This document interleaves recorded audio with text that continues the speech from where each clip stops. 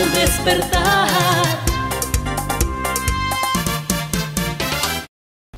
Hola, bienvenidos, bienvenidas a la presente entrevista de hoy. Esta mañana contamos con la presencia de la doctora Rosalía Arteaga Serrano, ex primera presidenta del Ecuador, ex ministra de Educación, académica y educadora. Doctora, bienvenida. Buenos días, un gusto estar aquí con ustedes. Comencemos con algo que este ratito nos inquieta, nos preocupa. ¿Cuál es su opinión, su criterio, su sentir respecto a la situación política, económica del Ecuador? Bien, yo he calificado a este gobierno como un gobierno de transición, entre un gobierno no democrático, como fue el de Correa, y esperemos que vengan gobiernos democráticos a futuro. Entonces le ha tocado, alguien dice, bailar con la más fea, ¿no?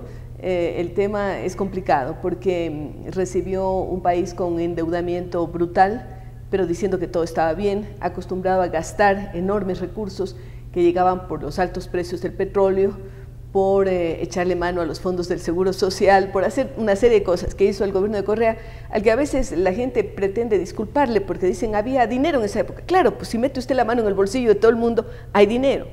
Y en este momento coinciden varias cosas. Por un lado, el tema del coronavirus, que afecta a la economía mundial, no solo ecuatoriana, pero a nosotros, como somos una economía más pequeña y además que ha estado en problemas, nos afecta más.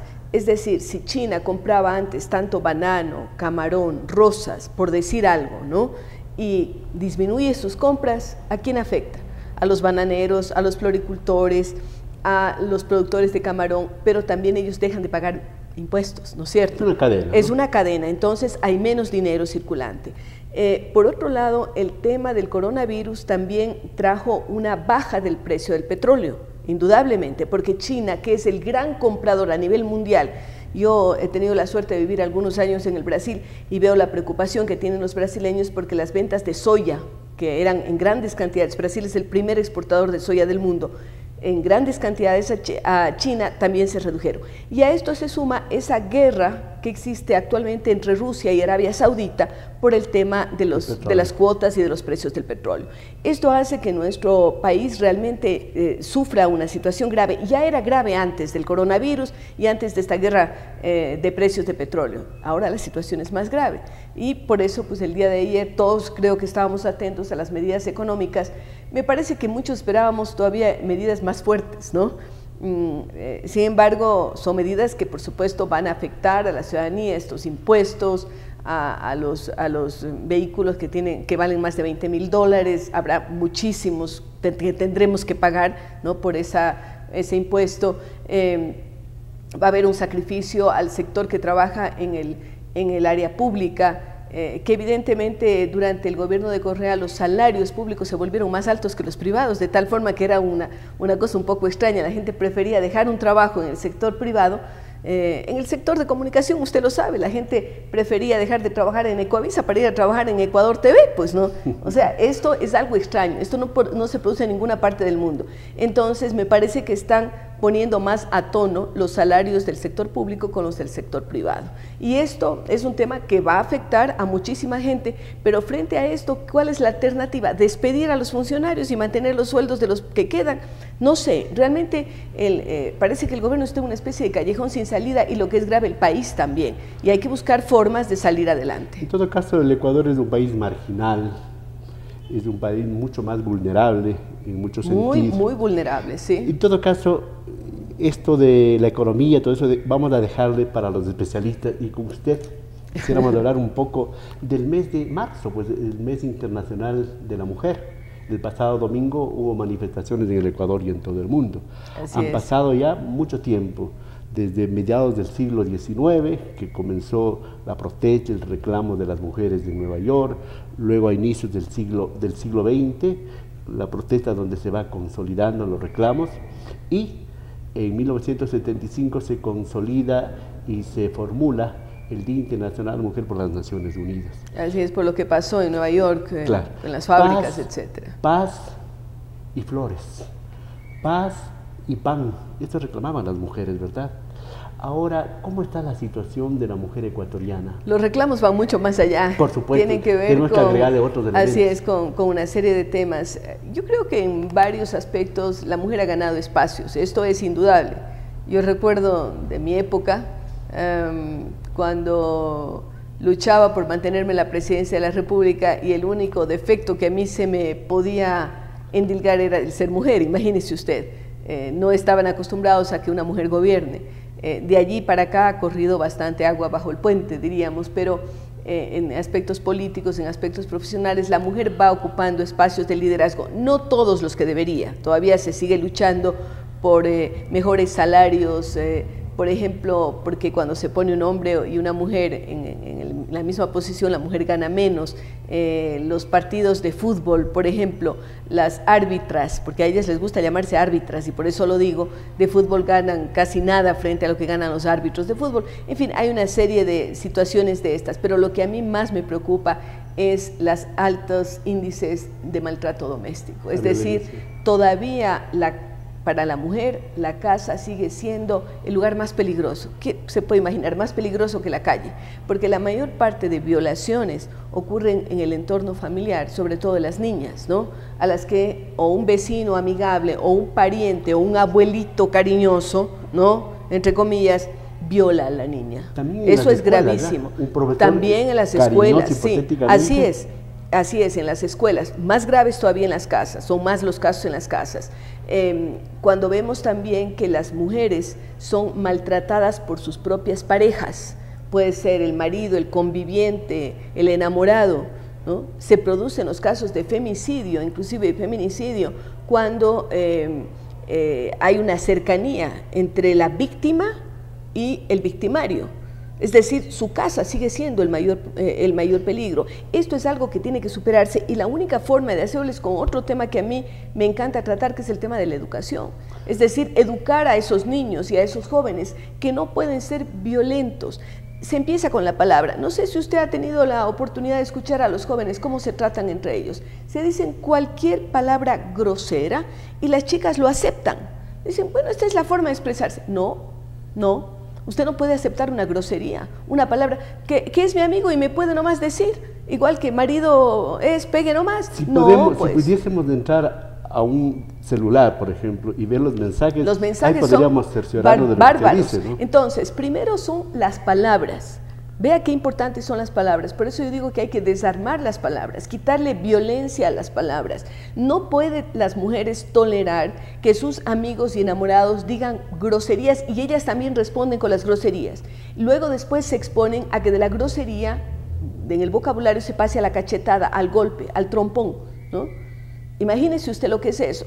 Y, por supuesto, esto va incrementándose hasta un nivel tan grave. Por supuesto, los chicos vieron esa violencia en su propia casa, probablemente, ¿no? Entre el papá y la mamá. Los medios de comunicación también, ¿no? Los medios, las autoridades, un presidente que teníamos antes que se pasaba insultando en las famosas sabatinas.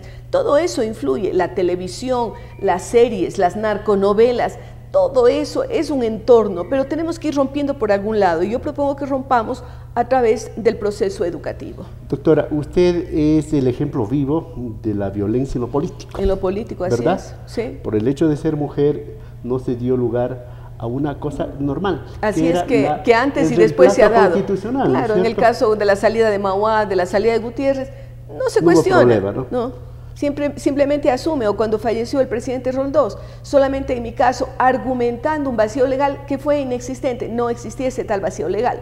Bueno, en todo caso la sociedad, el Estado, la educación y muchas instituciones siguen siendo machistas y patriarcales. Sí, todavía. ¿Hasta cuándo podremos tener eso? Bueno, hay que ir desde la base y yo digo que si las mujeres somos las que damos a luz al 100% de la humanidad y somos las que de alguna forma socializamos a los hijos porque los introducimos en este mundo, les enseñamos a hablar, les enseñamos a comer, les enseñamos muchas cosas. Pero además de eso, si más del 70% de los profesores en realidad son profesoras en la escuela y en el colegio, está en nuestras manos, queridas mujeres, el cambiar la sociedad. Yo diría que sí, hay una gran responsabilidad de parte nuestra. Por supuesto, hay que vencer todos esos estigmas, todos esos malos ejemplos del pasado. No es fácil hacerlo, pero está en nuestras manos. La familia, que supone la primera célula de la sociedad, también está en crisis, ¿verdad? Mucho. Y si en la familia y en la educación no se dan las pautas, los elementos suficientes para superar esto, tenemos que las brechas de género todavía vienen a ser... Todavía se mantiene, porque verá, una cosa es la ley, el marco legal. Yo creo que en el marco legal en el Ecuador y en general en el mundo se ha cambiado bastante, hemos avanzado mucho. De las leyes en que antes se consideraba a la mujer como una débil mental, acuérdense, en las primeras constituciones ecuatorianas la mujer no tenía acceso ni al voto, se consideraba que ella era exactamente igual que los menores de edad y los débiles mentales, o sea, personas que tuvieran algún tipo, no podía administrar sus bienes, no podía viajar, no podía realizar actos de comercio, bueno. Peor pensar ¿no? estudiar, ¿no? Eso viene a romper ese paradigma. Una mujer interesantísima, Matilde Hidalgo, la famosa médica lojana. Entonces, sí, en leyes hemos avanzado bastante, ¿no? Pero lo que tenemos que seguir avanzando es en esa cultura diaria, en cómo nosotros vamos formando a las futuras generaciones, a la sociedad. Si usted forma a sus hijos de una manera igualitaria, porque todavía las mamás decimos que la niña se quede en la casa ayudando a poner la mesa y el chico vaya a jugar el fútbol el domingo, supongamos, con el papá. ¿Por qué? Tiene que haber tareas repartidas entre chicos y chicas en la casa. No puede entrar a la cocina. Así es, porque se caen las ollas. En fin, que no puede expresar ternura. La misma suegra o la mamá o la abuela de pronto dicen, no agarres al niño porque lo vas a hacer caer al recién nacido. ¿Cómo que lo va a hacer caer? Pues si es el papá. Por favor, no dudemos de su capacidad también, no tengamos nosotras las mujeres el monopolio de la ternura, dejemos que también los hombres se involucren en todos esos temas. Esas actitudes yo creo que poco a poco van a ir haciendo que cambie la sociedad. En educación siempre vamos lento, no se puede hacer un cambio de un día para el otro, siempre vamos lento, pero es un paso seguro, firme. Entonces hay que apostar, por un lado el marco legal, por el otro toda la literatura, todo lo que se puede escribir, todo lo que pueden hacer los medios de comunicación, y por el otro, la vida diaria, en familia y en la escuela, puede hacer el cambio que precisamos. El entorno donde más tiempo pasa los niños, los jóvenes, los adolescentes, ¿verdad? Así es, la casa y la escuela, son fundamentales, son un binomio indispensable. Usted hablaba del asunto legal. Para las elecciones del 2025 recién hablaremos de la paridad total en el asunto político. Sí, electoral. Bueno, se ha dado ya paridad en muchos casos, ¿no es cierto? En la integración de las listas, para las listas multipersonales, es decir, de la asamblea, por decir algo, ¿no? Lo grave es que todavía, a pesar de que hay 50-50, que este es un país de avanzada, Colombia está recién llegando al 30, ¿no? O sea, Ecuador ha ido antes. El año pasado que yo tuve una reunión con la actual vicepresidenta de Colombia, yo le decía al grupo, bueno, ustedes recién están teniendo vicepresidenta de la República, nosotros lo tuvimos hace más de 20 años. Es decir, no nos minimicemos como ecuatorianos, eso también es algo que a mí me importa recalcar. Nosotros estamos en avanzada. Y las leyes, por ejemplo, en el caso de las elecciones pluripersonales, ¿no? Hemos tenido la posibilidad, las mujeres, de estar un hombre, una mujer, o una mujer, un hombre, ¿no? En una cuestión secuencial, pero vaya a ver cómo está integrada la asamblea, todavía se sigue votando más por hombres, y allí tenemos que hacer también un énfasis y poner un énfasis cómo estamos votando las mujeres. Yo no digo que tengamos que votar por cualquier mujer, porque tampoco se trata de eso, hay que buscar las más capacitados entre hombres y mujeres, pero a veces le cuestionamos más a la mujer que al hombre. Y por supuesto, esperemos a ver qué pasa 2025 con esa decisión de que los binomios presidenciales, las alcaldías, etcétera, siempre tienen que ser un hombre, una mujer, o una mujer y un hombre. Correcto. Doctora, en todo caso, no es que es solo una cuestión de género para el asunto del poder y del gobierno, porque puede estar una mujer en el gobierno y en el poder puede seguir estando lo patriarcal. Y además que las mujeres no es que tenemos que asumir la pose del varón para gobernar, de ninguna manera. Yo creo que tenemos que mantener muy vigente nuestra feminidad, nuestra forma de hacer las cosas, y además si queremos estar en política, por ejemplo, debemos estar para algo, para cambiar, no para mantener los mismos esquemas que tenemos hasta el día de hoy. Y entonces yo les digo a las chicas, nosotros tenemos una escuela de liderazgo en Fundación Fidal, yo les digo a las chicas, ¿ustedes quieren llegar al gobierno? Claro que sí. ¿Para qué? Para replicar la corrupción que se ha dado, porque desgraciadamente también tenemos corruptas mujeres, ¿no? Y lo estamos viendo aquí en el famoso caso Sobornos, ¿no? O le estamos viendo lo que pasa en Argentina con la señora Kirchner, actual vicepresidenta de la República, acusada de una serie de delitos de corrupción.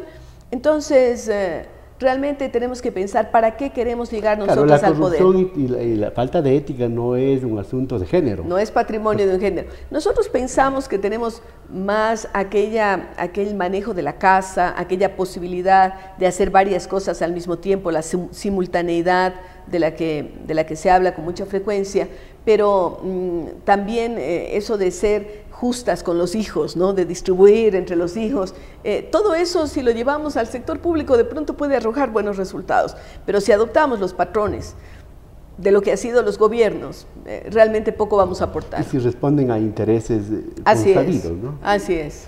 Doctora, en todo caso, en pocas palabras, ¿cómo le ve usted el futuro de la lucha de la mujer? A ver, yo veo veo con optimismo en el mundo occidental fundamentalmente. Estamos hablando de la civilización occidental. Tengo la oportunidad de ir con frecuencia a Oriente, a países musulmanes, y me preocupa la situación de la mujer en esos países, en donde todavía tenemos el caso de una Malala, de una joven que ganó el Premio Nobel de la Paz, precisamente por su lucha por la educación de las mujeres. Ella fue atacada en Pakistán, en su tierra natal, por un grupo de salvajes que decían no a la educación de las mujeres, ¿no? Para mí son salvajes. Y entonces vea usted cómo todavía en muchos países, el tema de Somalia y otros en donde se produce la castración femenina, ¿no? Es brutal, con lo que mueren tantas mujeres y es denunciado cada vez. Entonces hay temas que me preocupan. En el lado occidental soy más optimista, pero al mismo tiempo me preocupan otros temas que tienen que ver, como lo que está ocurriendo ahora con quién va a resultar victorioso de la guerra del coronavirus, porque casi es una guerra, y verá cómo las estadísticas señalan que algunos países van a resultar beneficiados. En todo caso, tratándose del tema de las mujeres, el 8 de marzo, no es una fecha de celebración, sino de compromiso, sí, de lucha de de hombres y mujeres, sí, de autoridades, para seguir. Para eso son los aniversarios, ¿verdad? Para recordar las gestas del pasado, para no repetir los errores del pasado y para mirar hacia el futuro. Muchas gracias a la doctora Rosalía Arteaga, primera presidenta de la República del Ecuador, por haber compartido esta mañana para hablar un poco sobre el Día Internacional de la Mujer y dar un ojito, un vistacito breve a la situación política y económica del país. Doctora, muchas gracias y buenos días a todos. Y feliz día a todas las mujeres, estamos en marzo. Igual para todas. Al despertar